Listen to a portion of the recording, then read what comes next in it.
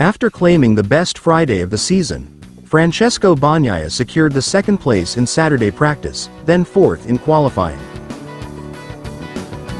Right before the start of the sprint race, Bagnaia's crew chief Christian Gabarini was seen sprinting to the grid with a new GP24 front fender, which was duly installed on Pecco's bike and seems not to have been an issue.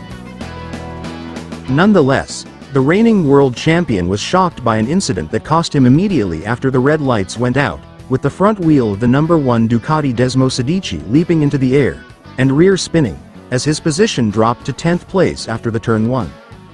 Bagnaia struggled to make a comeback, only overtaking his compatriot Franco Morbidelli on lap 7 and then the Spaniard Raul Fernandez for 8th place on the last lap.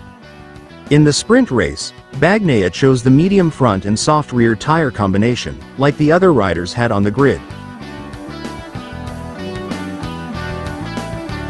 However, he had been unable to get the pace like he did in practice.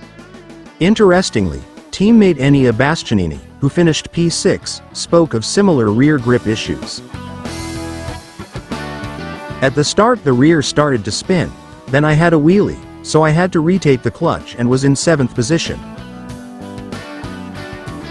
Then in corner 2 I had to brake a lot because Jack had some movements, so another 3 riders overtook me, Bagnaia explained. Then my feeling wasn't the same as the morning. The rear grip was much less. We have to check on the data to understand why. But he then spelled out that a new tire should solve his woes.